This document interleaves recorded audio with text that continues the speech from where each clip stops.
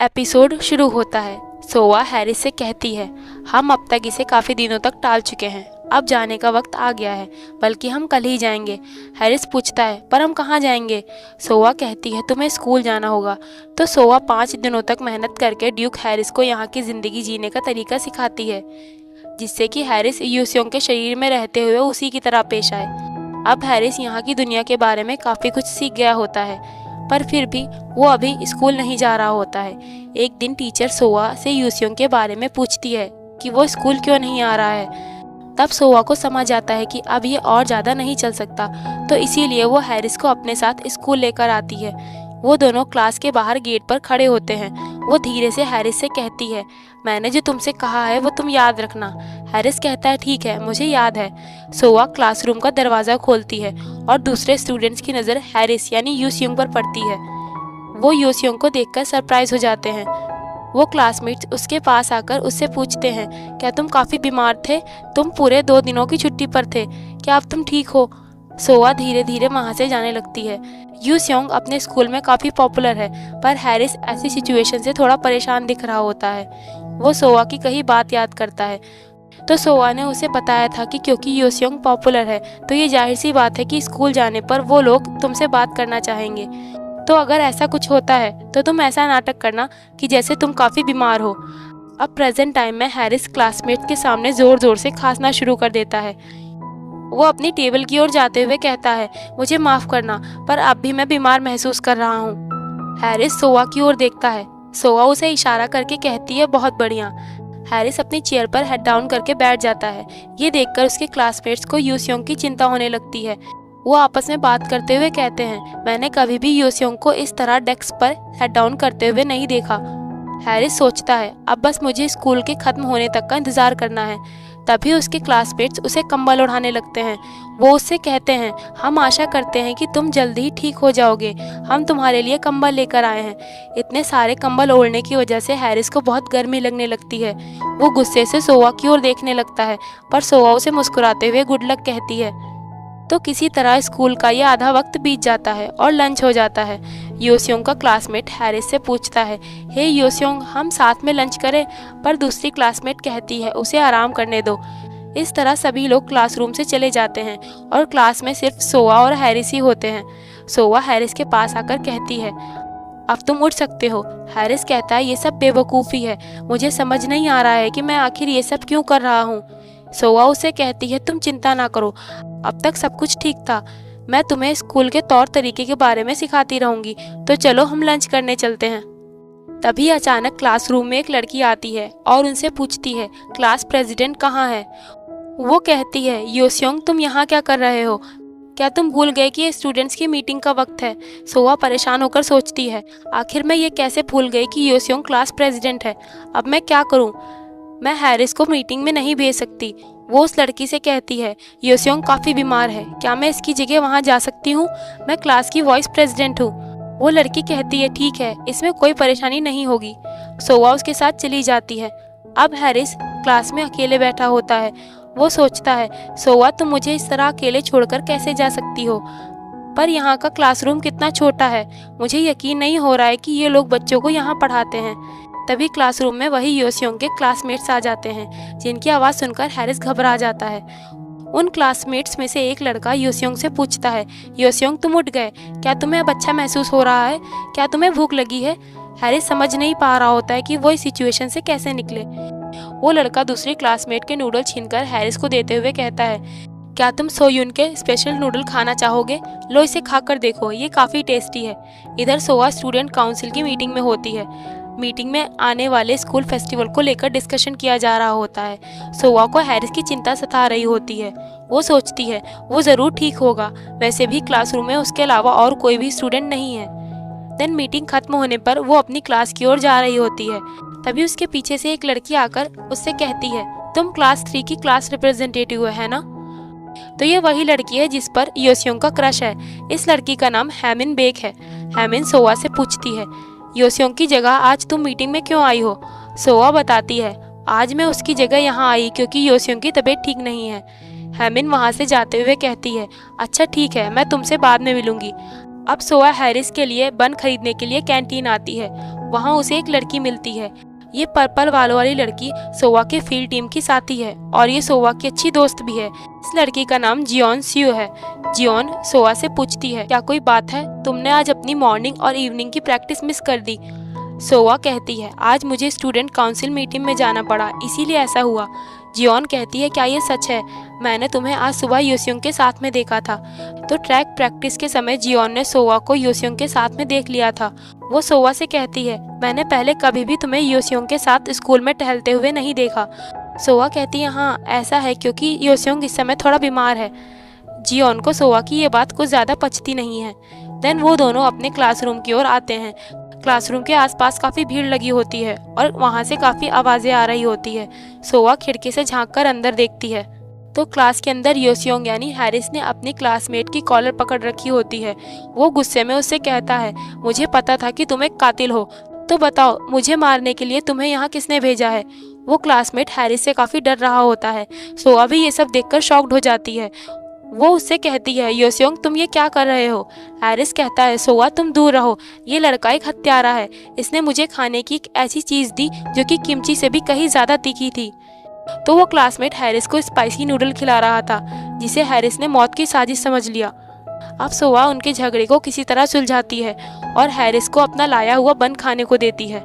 Harris उसे खाते हुए कहता है, तो वो जहर नहीं था, पर मैं तुम्हें सिर्फ इस बार माफ़ कर रहा हूँ, लेकिन अगर तुमने दोबारा ऐसा कुछ किया तो तुम अपनी जान की खैर रखना। वो क्लासमेट कहता है, योसियोंग पर तुम्हें तो वो नूडल बहुत पसंद थे ना? सोवा बात को संभालते हुए कहती है, योसियोंग अभी बीमार है, इसीलिए वो अभी तीखी चीज़ें नहीं खा सकता। ये सब देखकर सोवा की फ्रेंड जियोन सोचती है, तो सोवा का योसियोंग को बीमार बताने का मतलब ये था। देन अगले सीन में क्लास में टीचर पढ़ा रहे होते हैं। तभी हैरिस के हाथों से पेन छूट जाता है और वो पेन आगे बैठी हुई लड़की के डेस्क के पास तुड़कते हुए चला जाता है। हैरिस सोचता है, इस लड़की का नाम क्या था? सोवा ने उसे सभी क्लासमेट्स के नाम याद करवाए थे। उसे उस लड़की का नाम याद आ जाता है। वो उससे कहता है, लेडी सोयुन, क्या आप मेरा पेन उठाकर मुझे दे सकती हैं? हैरिस के ऐसे बात करने का तरीका देखकर उस लड़की के साथ साथ क्लास के सभी स्टूडेंट्स हैरिस पर हंसने लगते हैं। वो कहते हैं, मुझे नहीं पता था कि हमारे क्लास में कोई नोबल लेडी भी पढ़ती है। देन अगले क्लास पीरियड में टीचर योसियोंग यानी हैरिस से पैराग्राफ रीडिंग करने को कहती है। हैरिस उनसे कहता है, आपकी मुझे ऑर्डर देने की हिम्मत कैसे हुई? इस तरह बात करने की वजह से टीचर उसे पनिशमेंट दे देती है। तो इस तरह से स्कूल का एक दिन खत्म हो जाता है और छुट्टी की बेल लग जाती है। सोवा परेशान होकर हैरिस से कहती है, क्या तुम प्लीज़ अजीब सी चीज़ें करना बंद करोगे? हैरिस कहता है, मैं कोशिश कर सकता हूँ और अब तक मैं अपनी पूरी कोशिश करता आ रहा हूँ। तभी एक लड़की सोवा और हैरिस से कहती है, पहला ग्रुप क्लासरूम साफ करेगा और दूसरा ग्रुप बाहर हॉलवे की सफाई करेगा। सोवा की ड्यूटी दूसरे ग्रुप की होती है। वो हैरिस से कहती है, मुझे हॉलवे में जाना होगा और हैरिस तुम्हारी जॉब क्लासरूम को साफ करने की है। हैरिस कहता है, पर हमें यहाँ की सफाई क्यों करनी पड़ रही है? सोवा कहती है, तुम सवाल पूछना बंद करो, और वो वहाँ से जाने लगती है। उसका क्लासमेट क्लास को साफ करने के लिए हैरिस को वाइपर देता है। उस वाइपर को पकड़ते ही हैरिस को अपनी तलवार की याद आ जाती है। वो सोचता है, ये चीज़ मुझे क्यों दी गई है और क्या मैं इसे घुमा सकता हूँ? हैरिस वाइपर को तेजी से हवा में घुमाता है और वो वाइपर क्लास की कांच की खिड़की से जाकर टकरा जाता है और वो खिड़की टूट जाती है। ये देखकर उसके साथ वाला क्लासमेट शॉक्ड हो जाता है।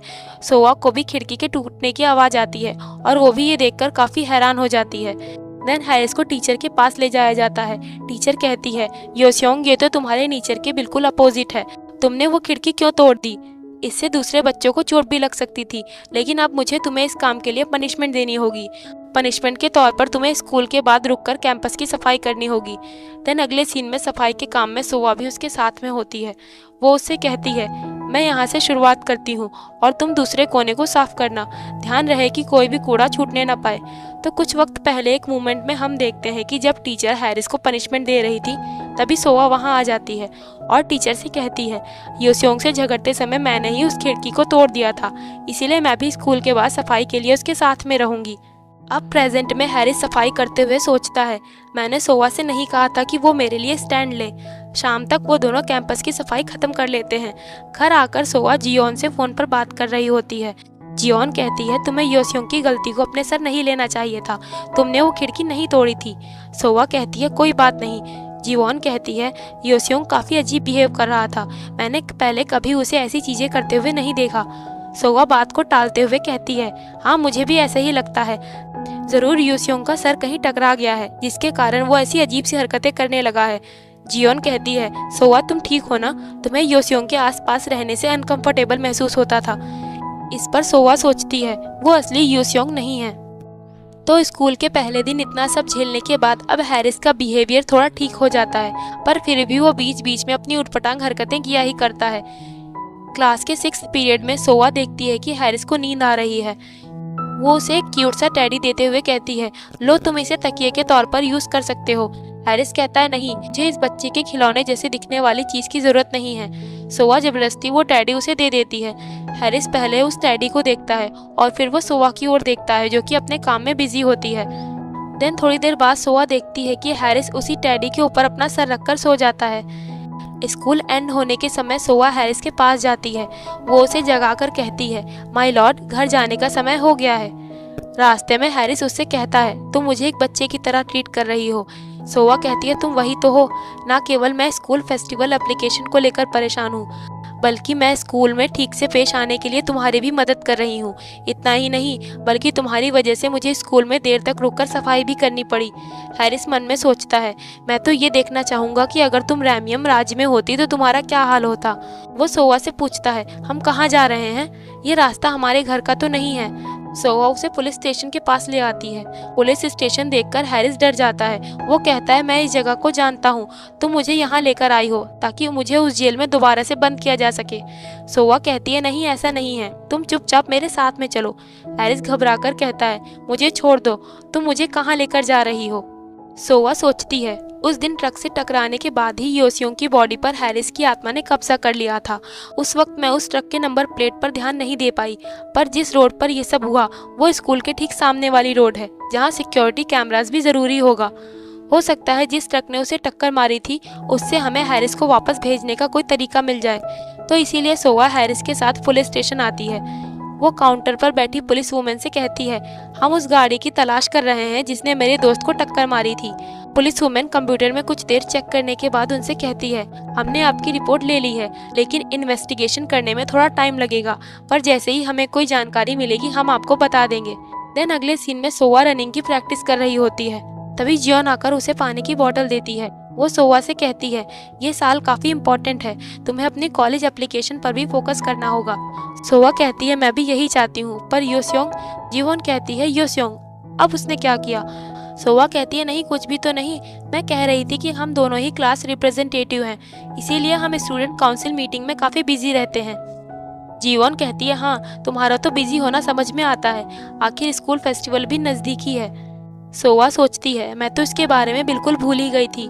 ये गर्मियों की शुरुआत है जब हमारे स्कूल में फेस्टिवल का अरेंजमेंट किया जाता है और इसके लिए मुझे और हैरिस को तैयारियां करनी होगी। वो घर आने पर हैरिस को स्कूल फेस्टिवल के बारे में बताती है। हैरिस कहता है, मैंने अपने रैमियम राज्य में ऐसी सैकड़ों पार्टीज को अटेंड किया है, तो मुझे तुम्हारे इस बेकार के फेस्टिवल में हेल्प करवाने का कोई कारण नहीं बनता है। सोवा उससे कहती है, तुम इसे बेकार मत कहो, और वैसे भी योसियोंग क्लास का प्रेसिडेंट है, क्या तुम हमारे बीच हुई एग्रीमेंट को भूल गए? तुम्हें योसियोंग जैसा ही बर्ताव करना होगा। इस पर थोड़ी देर सोचने के बाद हैरिस कहता है, मुझे समझ नहीं आ रहा है कि आखिर इस योसियोंग ने इतनी सारी चीज़ों में अपना सर क्यों घुसा कर रखा है। सोवा खुश होकर सोचती है, जब भी बात अग्रीमेंट पर आती है हैरिस काम करने को तैयार हो जाता है, मुझे इसके लिए शुक्रगुजार होना चाहिए। हैरिस कहता है, अच्छा तो हम ड्रेसिंग रूम कब जा रहे हैं? फेस्टिवल के लिए हमें नई ड्रेस और सूट की जरूरत होगी। मैं पहली बार कोरिया की किसी सोशल पार्टी में जाऊंगा, तो मेरी ड्रेस भी खास होनी चाहिए। सोवा हैरानी से सोचती है, हैरिस को बिल्कुल भी आइडिया नहीं है कि स्कूल फेस्टिवल क्या होता है, ना जाने सब कैसे होगा।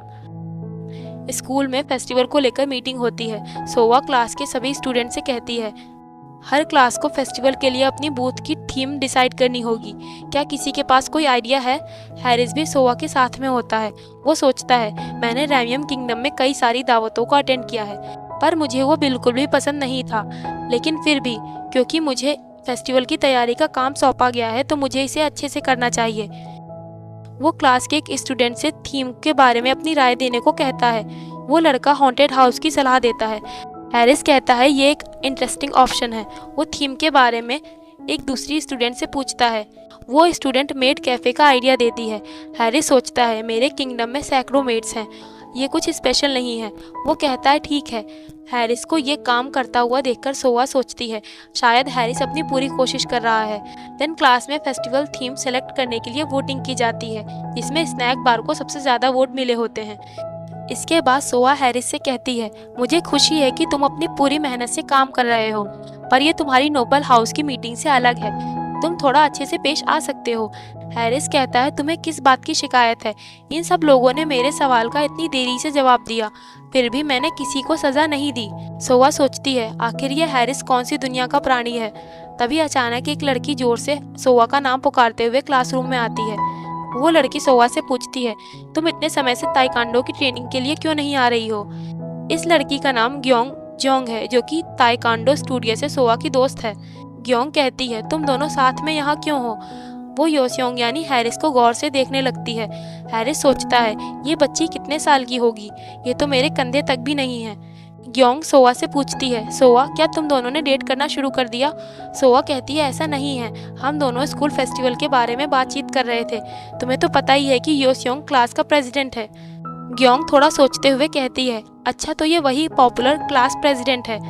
पर तुम ये सब छोड़ो सोआ और स्टूडियो चलो, तुम्हारे बिना वहाँ सब सूना सूना लग रहा है। वो हैरिस से कहती है क्लास प्रेसिडेंट तुम अपनी पोजीशन का गलत इस्तेमाल करके सारा काम सोआ से मत करवाना। हैरिस गुस्से से कहता है तुम छोटी बच्ची, तुम्हारी मुझे ऑर्डर देने की हिम्मत कैसे हुई? तभी सोआ बीच में आकर उन दोनों के झगड़े को बढ़ने से रोकती है। सोआ ग्योंग से कहती है मैं वादा करती हूँ कि मैं इस हफ्ते पक्का तुम्हारे साथ मुकाबला करूंगी, पर अभी मुझे योस्योंग के साथ टीचर के रूम में जाना है। सोआ हैरिस का हाथ पकड़कर उसे वहां से ले जाते हुए कहती है आओ हम चले, बस बहुत हुआ। हैरिस कहता है पर अभी मेरी इससे बात खत्म नहीं हुई है। सोआ कहती है प्लीज तुम झगड़ा मत करो। वो दोनों क्लास के बाहर आ जाते हैं। सोआ परेशान होकर हैरिस से कहती है तुम प्लीज ऐसे किसी से भी झगड़ा करना बंद करो जिससे कि तुम मिलते हो। क्या तुम्हें हमेशा दूसरों से झगड़ने का मन करता है? हैरिस कहता है पर उस लड़की को भी अपने मैनर्स नहीं भूलने चाहिए थे। इस पर सोआ उसे घूरने लगती है। हैरिस कहता है ठीक है, अब से मैं ये ध्यान रखूंगा।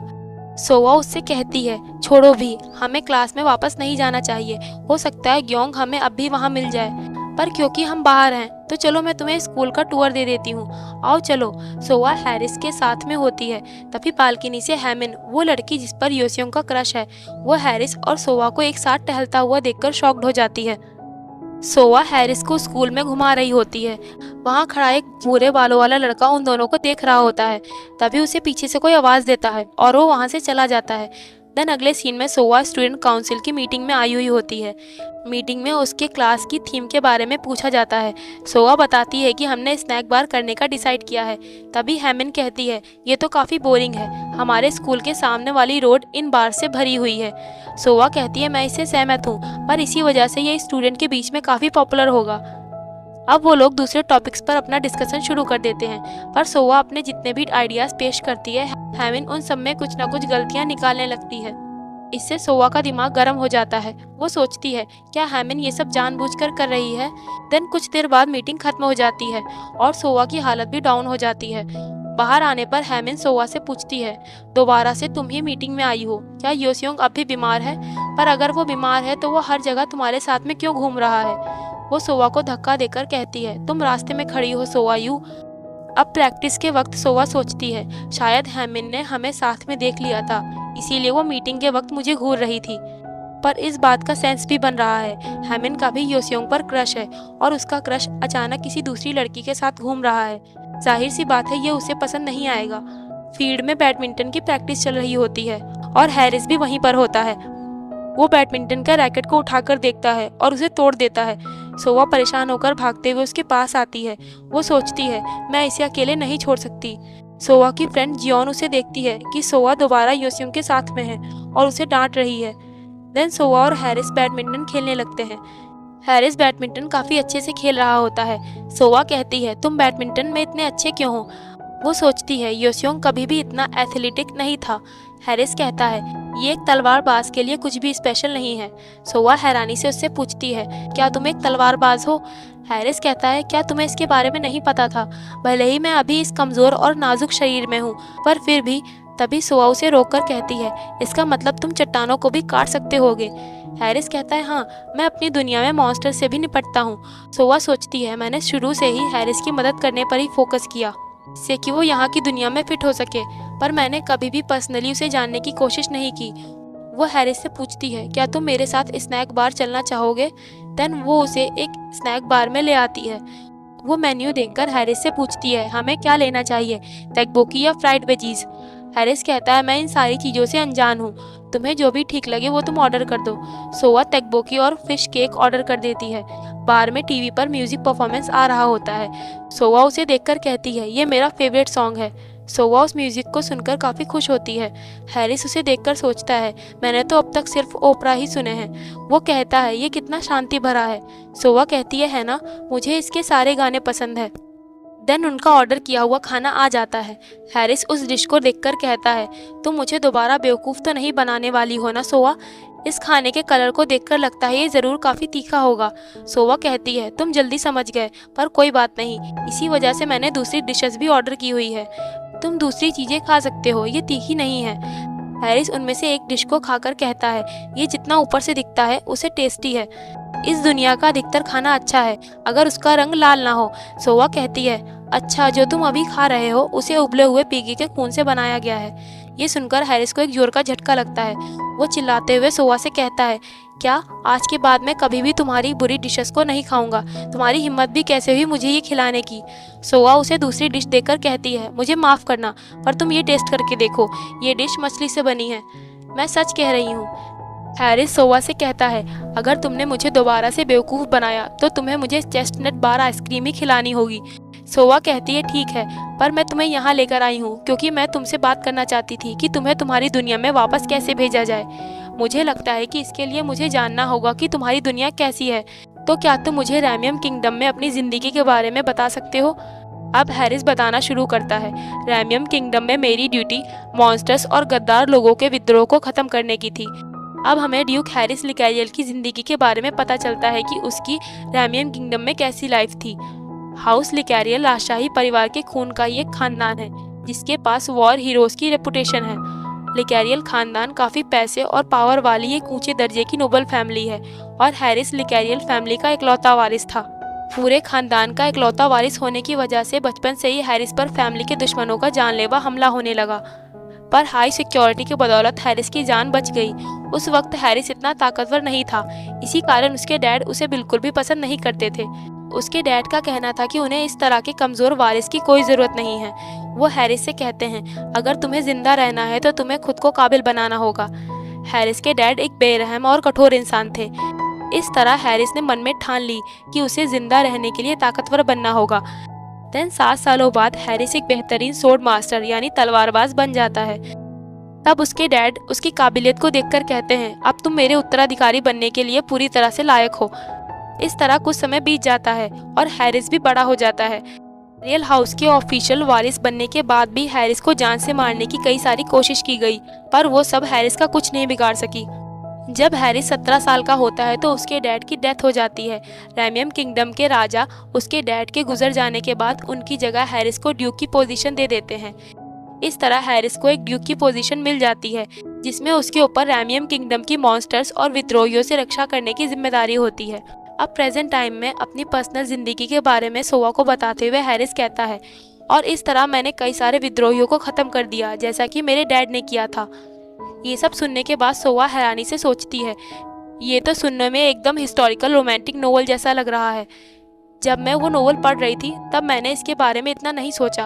वो हैरिस से कहती है, मुझे पक्का लगता है कि ये सब काफ़ी मुश्किल रहा होगा। हैरिस कहता है, कुछ खास नहीं, ये तो बस मेरे जीने का एक सिंपल तरीका था। सोवा उससे कहती है, वहाँ अब भी वो लोग हैं जो तुम्हें चोट पहुँचाना चाहते हैं, तो हो सकता है उनमें से ही किसी ने तुम्हारे साथ ये किया हो। क्या तुम्हारे मन में ऐसा कोई इंसान है?